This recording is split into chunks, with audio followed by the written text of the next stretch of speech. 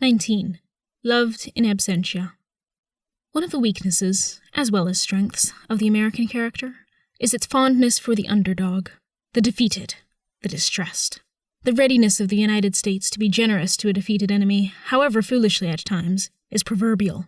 In its worst form, this characteristic becomes a self-hatred and sentimental and sick exultation of any loser, and in its better forms, a readiness to live in peace and with generosity towards a defeated rival. Perhaps nowhere has this characteristic been more in evidence than with respect to the American Indian. Of course, from the very beginning, the Indian was approached with a variety of misapprehensions. His very name, quote, Indian, unquote, represents the original belief that the New World was a part of India, and the natives were, therefore, Indians. Others soon saw him as, quote, the noble savage, unquote, unfallen, original man, uncorrupted by civilization. It was believed that he was far in advance of civilization by his pristine purity, by his very primitivism. Others believed that the Indians were the supposedly lost 10 tribes of Israel. Columbus was perhaps partly in search of a new homeland for persecuted Jews, of which he was perhaps one. With Columbus as governor or viceroy of the new lands, it would be a good place to which to migrate away from persecution. It seems certain that Columbus assumed that there were Jews in India in his day, and our scant knowledge seems to confirm that this was the case.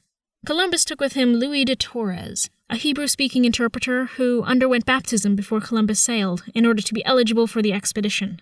Columbus clearly hoped to encounter Hebrew-speaking people either in Indian or in adjacent regions. Columbus repeatedly cited 2 texts from his favorite book of the Bible, Isaiah. Quote, "Surely the isles shall wait for me, and the ships of Tarshish first, to bring thy sons from far, their silver and their gold with them." Unquote. Isaiah chapter 60, verse 9. And, quote, "For behold, I create new heavens and a new earth." Unquote. Isaiah chapter 65, verse 17. His postmillennial hope was tied to a belief in the restoration of Israel. Although a royal decree barred Jews from the New World, a number settled in Spanish and Dutch possessions very early, many of them convinced that the Indians were a related people. Some scholars hold that Bishop de las Casas, the great friend and champion of the Indians, was a Jew, a member of a family of conversos, or converted Jews.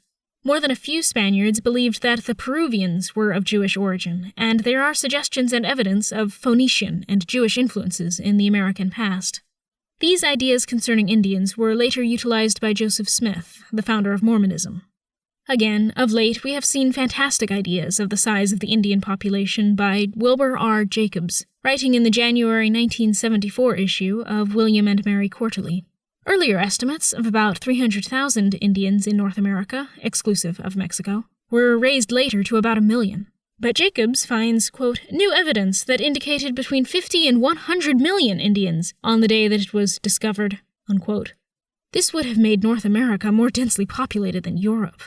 His evidence is based on estimates of the population of agricultural peoples of Mexico and the Caribbean, and projecting a like population onto the rest of the hemisphere.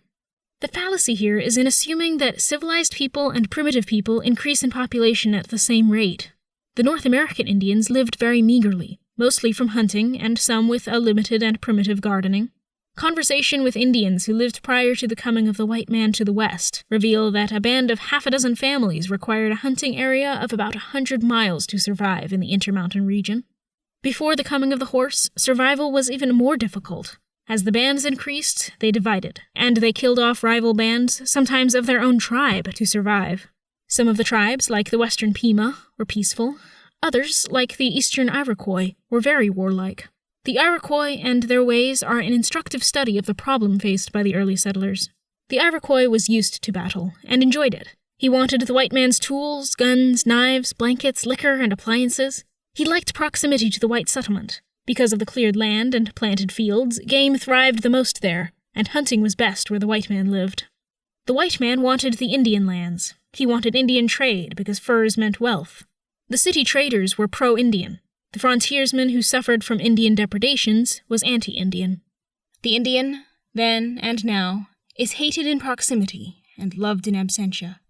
His often backward ways are disliked by his neighbors, but his primitivism makes him romantic, from a distance. The Indian was culturally different. He was polygamous, at times a cannibal, given in some cases to human sacrifice, delighting in torture, sometimes regarded as a compliment to a worthy enemy, and culturally on a, quote, primitive, unquote, level. He could also be very generous at times, and kind, resourceful as an ally or a friend, and much more ready to change than is normally acknowledged. The great numbers of Indians who supposedly have been exterminated, in actuality simply integrated and merged into American society, as the anthropologist John Greenway has pointed out. The surviving Indians of today are in some cases the reactionaries, those who refused to integrate. The white man and the Indian were alike unprepared for each other. Each bewildered the other, and each was greatly interested in the other because each obviously had certain advantages or abilities which could be used.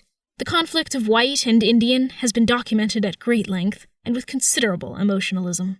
Too seldom is the extensive cooperation and very great integration cited. The amount of Indian blood in the American population is very great, and it is there because religiously and culturally Indian and white did unite to an extensive degree. Finally, the American Indian was himself in the remote past an immigrant to the Americas, from Asia and the South Pacific perhaps, and in some cases perhaps from Europe and North Africa. Various groups of Indians regularly warred to displace one another, including earlier arrivals. The Paiutes of Nevada, for instance, told stories of warring against an earlier Pygmy people to possess their territories. Archaeology has confirmed the existence at one time in Nevada of a Pygmy people. Author's note. Since the Iroquois are so prominent in colonial history, especially in the New York area, the following 2 footnotes highlight books of interest. Alan W. Eckert, Wilderness Empire. Boston, Little Brown & Co., 1969. Anthony F. C. Wallace, The Death and Rebirth of the Seneca. New York. Alfred A. Knupp, 1970.